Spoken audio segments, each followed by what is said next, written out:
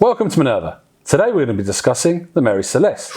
First of all, I'd like to introduce my co-host Duncan. Hello. And we hope to give you enough information you can then go away and do your own study. So let's get into it. The Mary Celeste.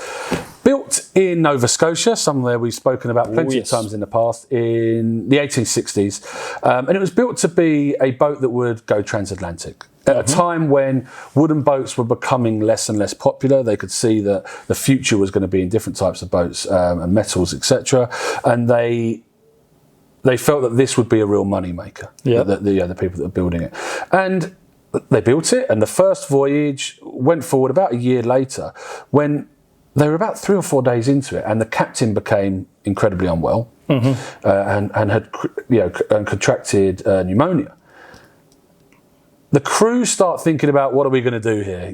Do we just carry on? Does he get better? Do we not? And they actually decide to turn round. And on the way back into trying to get him some help, he dies. And instantly, for anything like a boat, maiden voyage and all of that stuff, the questions start. Is it doomed? Is the boat doomed? Is it going to ever be able to be seaworthy, etc.? And what tends to happen later is that it goes on a number of years, and it does do some successful journeys. However, it seems to get into lots of problems and eventually ends up abandoned and wrecked. Yeah, true. Well, I mean, the first fun part of it was it wasn't originally called the Mary Celeste, was it? Oh, no. No, it was originally the Amazon. Yeah, first Amazon deliveries in the 1800s, And even then they can't deliver it. They've got to go back because someone's died. That's true. Anyway, let's move on before we get sued. Eventually, still operating as the Amazon, it gets wrecked, and the owners at the time think, we're just going to leave it, abandon it. Yeah. Then eventually, I think one merchant buys it. I think it's something silly like $1,000, pays $5,000 to have it seaworthy again. But he gets himself into debt for doing it. The creditors then seize the boat for his debts. I think it then goes into a sort of like a corporate handlings where there's one owner who owns like 50%, but there's never stability in the company. Till eventually it comes into the ill-fated hands of the captain we're going to talk about. But what he does, he has the ship almost like completely, not just refitted, is like rescaled. Yes. It's every dimension of this ship is made bigger. And this is where, I'm going to have to talk about, as you say, about is something ill-fated to happen. I mean, I don't know if you know, there's a nautical tradition that you should never rename a ship. Right. And as we know, this ship does. It goes from the Amazon to become the Mary Celeste. Yes. And the reason that's used to be for is because the keel, the central piece of wood that goes on the ship where all the rib cage comes out, used to be a solid piece of wood. And in the centerpiece, it was traditional to carve the name of the ship. Okay. And so if you change the name of the ship, normally because possibly it's been stolen, you had to carve out the original name. But of course, if you're going to carve a big chunk out of the middle of the keel, it's then unsafe. And so experienced sailors say, you don't go on a renamed ship because that's more likely means the keel's going to be broken and that goes through. So it does go on this question, the sense of, is the ship actually safe with all this actual work done to it? It does raise that question. But that's counterbalanced with the understanding that he was an experienced captain. He didn't just take on any crew. I mean, he had crews on recommendations. I think he even wrote something, we've got a fabulous crew. If they carry on the way they've been performing, we're sorted. But so he and the crew seemed to go out with absolute faith. They did. In this. And I mean, what happens is this is about 12 years after the original voyage, and the guy's name is Benjamin Briggs. He selects his crew, as you say, and the job is essentially to take alcohol, which is like rubbing alcohol, alcohol, not alcohol you would drink, but alcohol that would be used in different situations, and they were going to take that transatlantic into Europe. The weather is really bad when they're actually at the harbour in the port. The weather's really bad, so they just decide to wait, and that feels so sensible and exactly what you would want a crew to do. They're not sort of rush into something. So it doesn't feel like, and we'll get to the sort of mystery part of this later, but it feels like everything was done to make this right. Another rumour, another part of the story which makes it really intriguing is that later on, we'll talk about it, there is a boat called the Grazia, and the captain of that boat and the captain of this boat have breakfast together the morning before the Mary Celeste goes, on its voyage. And that just gives this little bit of intrigue because, fast forward, it's the De Grazia captain that finds the Mary Celeste just sort of floating in the sea with its pretty much intact, but can't find a crew on board. Well, that's it. Yeah, apparently, as you do it in those nautical days, ship's up, you call out ahoy, etc., to see if there's crew aboard. There is no response, so he sends over a small team to have a look. And, well, to be honest, I mean, at this point in our narrative, it's worth pointing out that something that you and I see so often, where we have to separate a storyline and the information we have. Yeah. Because one thing that's there's a common misconception is it is the Mary Celeste, not the Mary Celeste, because they're two separate things. The Mary Celeste is actually from a story written by our good old Freemason Arthur Conan Doyle, famous of Sherlock Holmes. Yep. He heard about the story, liked it, and just made up his own fictitious, completely expected to be a fictitious story. Yes. And it's from him we get the story that it was in full sail, that there was a meal that was half eaten, and so it gives a really mysterious feel, but it fits his storyline. Unfortunately, even when he wrote it, people believed it and had it investigated, so of course it perpetuates it. But the reality is, well, reality in the sense of what we take from the records that later came through. When they went aboard, I mean, because in the story, the captain's log was literally done up to the moment before they went aboard. Of course it was. Of course, yeah. But the accounts actually say that it was like between 9-10 days was the last account put in there. The front hatch to the hull and the back hatch were open. The middle hatch on which the lifeboat was secured, that was closed. In the hold, there was around about 3 foot of water. And the thing that was quite interesting was there was a makeshift, I can't remember. A sounding rod. That's it, sounding rod, which is something that you would use to see how much water is going into your hold. So to be a makeshift one, things like, okay, we need to figure out what's going on here. So it looks like we see the template of something gone wrong, a disaster and a reaction to it. I think that's what we see, which separates from the whole thing of, the moment half-eaten sandwich on the side and everyone gone. And that's what happens, isn't it? We see this with a lot of the myths that we talk about. They begin in a place of reasonable reality, let's say, and then somebody takes them and rewrites them for entertainment. Yep. So you see that with books. Dan Brown's a perfect example, but lots of other films and things like that where, they'll take a mystery, but to make it more interesting, to make it more entertaining, and also just to shorten the time frames to get the message across, they make these things up. And a lot of time, that's someone's first contact with it.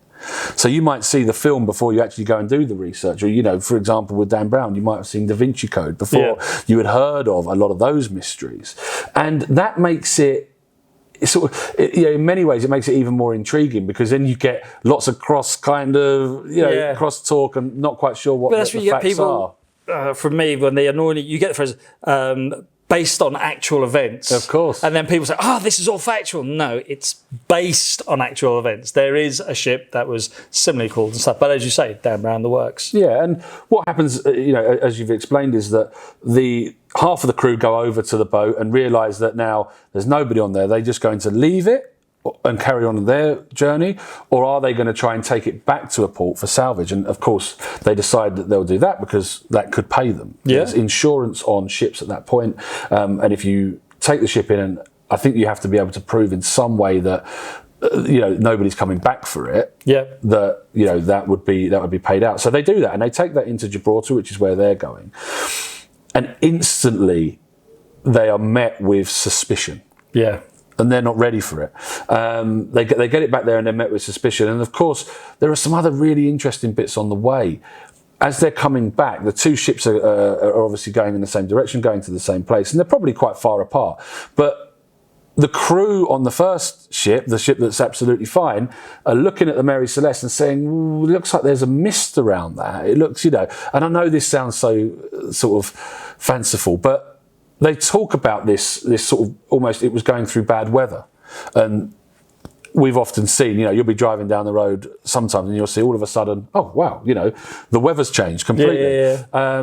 But that's sort of what they said was happening. And they got back before the Mary Celeste and were worried, actually, that the Mary Celeste whether or not it was actually going to show. So it doesn't, it doesn't show for a while, and then it does, they come in, and all of the crew say, not setting foot back on that. Yeah. Again, it goes back to the sense of, is there a practical explanation? One, did it ever happen in the first place, or is it something that's added later? But again, does it go back to this sort of like a practical level? We know that there was the barrels of untreated alcohol in there. Yep. We know that some of them had run empty. And so, I mean, I'm not a chemist, but I don't know, would there be effect? Would there be a nauseous gas that says where you've got seawater, wood, and this alcohol going, you've got doors open? Yeah. Does something happen? Does it create a fog? Is it so heavy that it not only comes up to get out of the hole, but does it then, because it's heavier there, go around the ship? So you have this, and maybe from a distance when sunlight hits it, it diffracts it slightly, so it looks peculiar. And because it is peculiar, when you've just got your able-bodied seaman going, this is not normally how things go. And so when they get into harbour, they go, I'm not going back on that ship again. I mean, it's a similar sense of, there was a story, I believe it's quite confirmed, that when the Titanic was being filled with coal when it was in Ireland, a fire broke out. Right. And one of the things was the coalmen who were on there were, instead of digging it out, they said, right, we're just going to burn the coal off to get it round to Liverpool before it goes off in Southampton, just to get it out. Now, normally the fire crew would stay on, but all the fire crew said, no, nothing to do with us. It's because they see the risk. There's something unnatural, not unnatural in the sense of a superstitious sense. It's just, you don't go on a ship on fire. No matter if it's unsinkable, you don't go on a ship that's unnamed, because it's just not as safe as one that's the same. Yeah. So you do wonder if there's a practical reason behind it. No, there could be. And to sort of end off the actual story part of this, they get the boat back, and there's this court case that ensues. And for people that are interested in that's something that's really interesting to look into, but it is very detailed and probably not for us to go through because it doesn't add too much to the mystery element. However, the end of that, the guys, the crew, only get paid 1/5 of the insurance fee, which is not probably what they would have wanted, I'm sure. Well, that's it, because they would have got the salvage fee for the ship, they would have got the insurance fee, they already would have had also a claim to the cargo as well. Yes, yeah. Because it's like the whole salvage fee. Yeah, because I mean, one of the theories that came out was it was either direct piracy. I mean, there was one story that the ship had actually gone out to hunt down the Mary Celeste to take it over, which has been easily disbanded in the sense because the scale and the rigging of both ships, the Mary Celeste would have easily outsailed her. But the other theory goes back to that breakfast, that it was a preconceived idea that both financially, so look, I'll get off the boat, you take it on, and you just let us off when we get close to the island, you get the insurance money, and we're all quids in. No, that does make sense. And look, with any mystery like this, there are theories aplenty. Now, we've gone through a couple of the really sensible ones, but where else can we go? And where else have other people taken this? Oh, we're going to go down that line? Let's do it. Well, being the resident cynic, I mean, what should we start with? Not the Bermuda Triangle. No. Well, not even. We haven't even broached that subject yet. But I'm sure it'll be on our list to do. But one thing, it's nowhere near the Bermuda Triangle. It takes a different look, of course. I'm not a great one for the alien abduction part on there. No. But apologies. There was another one which there was a Doctor Who episode of that down in the Patrick Troughton one where the Daleks went on and scared the people off. I'm not I love Doctor Who, but I'm not a fan of that theory. One that does come up, it's some people take it as a scientific theory. I accept that it's plausible. Is where they have these water funnels, where where clouds are formed because it pulls water from the sea, and you just have these massive columns going on. That something like that could affect the ship and all that sort of thing. We know that it is possible to happen. Yes, of course. But I think we're looking at a very experienced crew. At some point, somebody would have known these as being, and again, we're only looking at the 19th century. So we're not talking about like Sir Walter Raleigh, sort of like the Here Be Dragons sort of motif. These are experienced sailors. I don't, unless it caused some effect to the cargo and the ship itself, I don't see that either. I honestly do believe that we're looking at something that a unique situation with the cargo made them have to escape the ship in the lifeboat. Yeah. And I think they had to, I'm kind of liking this idea that they have to get far enough away the ship, because if the gas just comes round as a cloud, just getting off isn't good enough. It's going to have to go away. And either they had the intention of coming back, or they do think this is just wrong. This is going to blow. We're off to the island if we can make it. And unfortunately, don't make it. Yeah, I think, you know, they're all quite sensible theories, really. Really, all of those are quite sensible theories. All of those are reasonable. You including the stuff at the end. And I think, you know, I look at what I'm calling like the pump sludge theory, right? So there are pumps on the boat that they use to test how much water is below, and we know that some of the barrels leaked because once they took them off, I think it was 9 of the barrels, and there was a lot of barrels on, I think 1,700 or something. Oh, right. That, you know, 9 or so of them had leaked this alcohol. So I think that, on top of the fact that its last journey was coal, if there was remnants of coal left, and there was remnants from its renovations as well, you know, just dust from the boat in general, you know, bits of wood, etc. All of that mixed in could be quite a heady sludge, which would have blocked the pumps. Which it was said they were found blocked, or one of them was found blocked, and I wonder if that was what was making this kind of mist around the boat. Yeah. I also think there are other things you can look at. There was talk of a religious murder. So the captain was a very, very religious man, very, very religious man, and would often quote from his Bible, would be seen, and, you know, incredibly wore his heart on his sleeve in that sense. Yeah. And whether or not he'd gone crazy, you know, he'd drunk too much of the Kool-Aid, to use a modern phrase, but did he go crazy, or did somebody on there go crazy and murder everybody? It feels that's unlikely. Yeah, I'd agree with that. I think the only thing that was appeared to be broken, I think they call it the capsule, where you had the compass. If that was broken. But other than that, there doesn't seem, although the rigging was partly in the water, he would have to dispatch everybody by throwing them overboard, including his own children. I think he had his children on there and his wife, didn't he? Yeah. And then kill himself. There's no, other than what looks like wear and tear. It does. I can't see that in the sense of the frenzy thing. No, the only other one that I know you're not going to like, but the only other one that is intriguing, because you often hear about sea monsters, you often hear about pirates and you know, and seafarers talking about the Kraken and things like that. You know, is there any possibility that it could have been attacked by some kind of sea monster?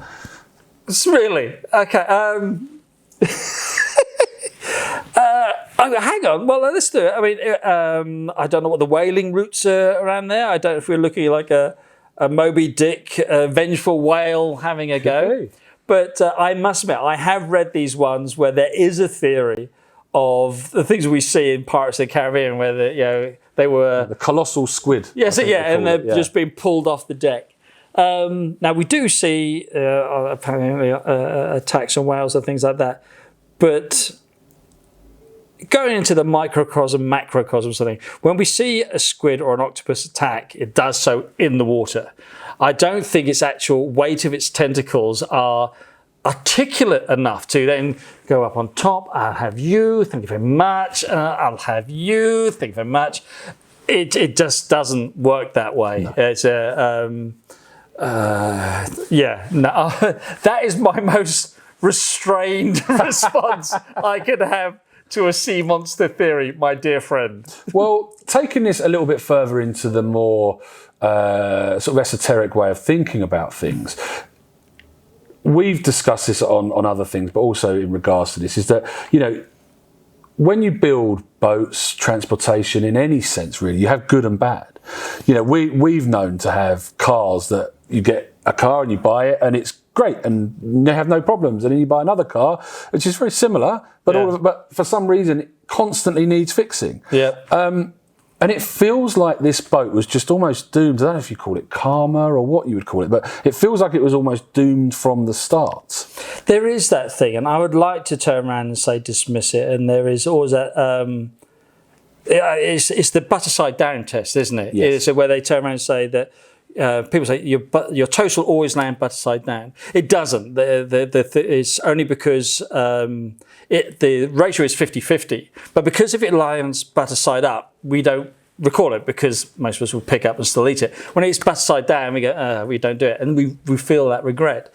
And so it's so easy for me as the resident cynic to go, no, that's not true. But even I've done things where I bought a car and why do you just keep breaking down? Why? I've had the same model. You are technically the same thing, and you do have these attachments to. I mean, there's that famous one where apparently Alec Guinness, when he saw James Dean's Porsche, turned around and said, "Don't get in it. Don't drive it. Don't drive it." Wow. And within a week or maybe 2 weeks, obviously James Dean did his accident and got himself killed in it. So can a vehicle, whether it be a ship or a car or anything, can it give off a vibe of going, I'm not going to do what I'm designed to do, or I have this negative, I'm getting a bit of a shitter. Such a cynic. I can't believe it. Get back into the gear, you cynic. Well, there is a quote from the son of the builder, and I love this. And he says, the craft seemed possessed of the devil to begin with. Oh. And I just really like that because it shows how much people have worked with this and how much they've gone out there and looked at other theories and tried to extrapolate things from the son of the builder. They have gone that far into it. But lots and lots happens with this. The main thing with the Mary Celeste is really to go and look at the facts and then work out exactly how you feel about it. Because everybody will have a different theory. We'd love to see those in the comments. So please do make sure you subscribe to see our future shows. And please do let us know what you think happened on the Mary Celeste.